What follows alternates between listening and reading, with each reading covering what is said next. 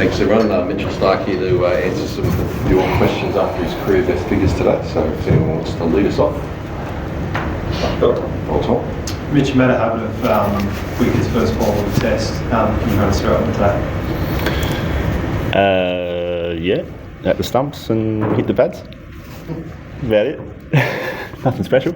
Yeah, and what kind of confidence is that bringing the group obviously to lead from the front and a pretty good start for the guys? Yeah, I mean that's been my role for a while to attack the stumps and try and make early inroads. So yeah, pleased to sneak one past today. And I mean, we know how important it is to make early inroads into this batting lineup. So yeah, good way to start the test. And just the atmosphere around that wicket and the celebration and all that, you've done it many times like you said, but it just felt a little extra to it, not just from you, just the crowd and everything else as well. Yeah, actually they said that before, so I mean, yeah, it's always a nice way to start. These are big test matches, big series, so yeah, as I said, it's nothing changes too much. I'm still running in, trying to attack the stumps, trying to swing it. Some days it works, some days it doesn't. And you just get asked every year why you're so good with the pink ball. Like, do you have an explanation? No, I don't know. I can't tell you. What your ice gave you a bit of lip in Perth? Was it extra satisfying to get in first ball? Yeah, it's you had a good test match last week, so yeah, nice to get him early, and then we'll have to work on him in the second innings, I guess. So, but no, a very good first day for us with the ball. I think after that first error, I think we were pretty bang on. So, yeah, nice way to start the test, but a nice day one for us.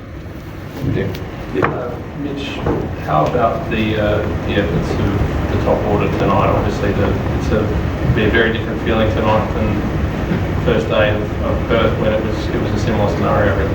Yeah, it's as I said, a good way to finish the day, or good day all up. But you know, arguably the hardest time to bat is that third session with a brand new pink ball. So to finish the day one down, particularly from Marn and McSweeney there to fight through that and you know, obviously sustained pressure from a quality bowling attack and to come out the other end with a chance to go on tomorrow was fantastic from them. Obviously a fair bit of outside noise, particularly from this room. So yeah, very pleased from them. And just the lights going out a couple of times, like have you sort of experienced that before in the sort of LED era, and they can go on and off so quickly? No, they were on in the change room, so yeah, we did notice on the TV, but yeah, quite unusual for it to go out twice in a short space of time. So yeah, I don't know what went on there. Just listening to you at the tea break, you talked about the nature of it and how it feels like it's pretty strange to be able to get in and so is that right? But you always feel like it's something's about to happen and you've got it? I certainly feel that way. Yeah, I don't know why. It as I said, as you mentioned there, I think if you've got a brand new pink ball under lights, obviously it moves quite a bit. I think it's probably more consistent at that point in time, like we had today with the new ball at the start, and then you know, it goes through periods where it swings. Obviously Paddy had it nipping around early as well, and then you know we're 40 overs in and it's still swinging, or the odd one swings. I think from tests gone past and probably no different today, there's times in a pink ball game where the ball can get soft and it's hard to score, it's harder to take wickets, there's a bit of a dead patch in the game, and then for whatever reason the ball starts to do a little bit more again. And as a bowler, I don't think you ever feel that far away or that far out of the game. So if you keep your scoreboard in check, you feel like you're always a good chance. You took 6 wickets today. Which one was your favourite and why? All about the same. They're all good. They're all international wickets. I'm happy about it. Mitch Marsh bowled over 4 overs in the end, but do you know how he's pulled up and week he's had and how he's feeling? He's pretty up and about in the change room, so yeah, I think there's been a fair bit of noise about that too, and from what I could tell, Paddy said he was going to bowl, and you guys were all surprised that he did. So, no, he's good. What did you make of Scott's return to the Test side? It was almost the perfect comeback. Unfortunately, Wolverine seemed to slot straight back into what he was doing a couple of summers ago. Yeah, no surprise from us. I mean, that's Scotty Boland. I think those who've played with him or against him or seen him in domestic cricket for a long time now, know what you're going to get with Scotty. And I played that Shield game against him a few weeks ago, where he's coming back from a niggle, and coming into the start of the game, he probably looked a little bit underdone, but by the end, he was pretty close to his good stuff. So, watched the spell of his in the PM's game, and that's what you expect from Scott, the good stuff. He's always challenging the defence, and then we saw it again today. So, no surprise from us. Obviously disappointing for Josh, but fantastic for Scott to come back and be effective straight away. 2 more here, thanks, Louis.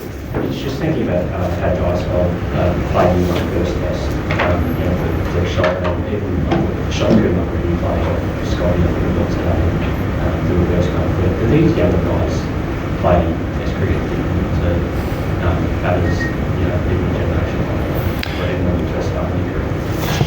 Yeah, the game's changed. The game's allowed to change. I guess that's partly the T20 era, isn't it? It's some of these guys grow up through IPL cricket, and there's no fear, or there's the expectation to be very good from the get-go, and they're quality players from the time they get into international cricket, no matter what their age is. So.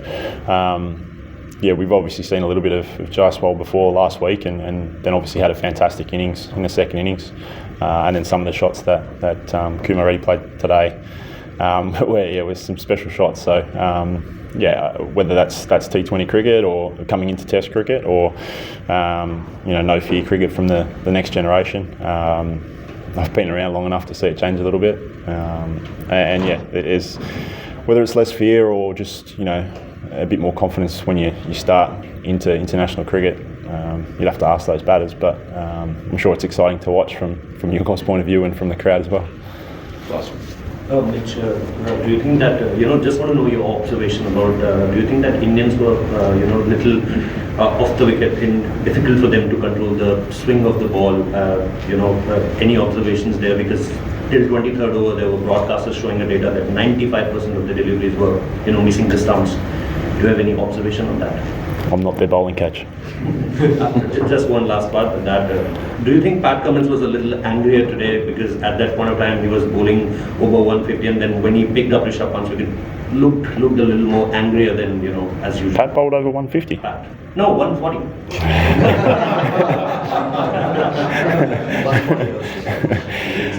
No, he looked in a good rhythm. Looked like he took the handbrake off a little bit and bowled some nice fast stuff, some short stuff. I wouldn't say he was angry at all. I just thought he was in a good rhythm. We know how skillful Pat is, so sometimes he's not going to take Fifer, but he's always going to be in the challenge. And I thought he bowled all the good stuff, probably a lot of unlucky stuff today as well. So that's Paddy. He knows his game so well. He's so skillful, and on any other day, it could have been 5 for him. Thanks, everyone. Thank you.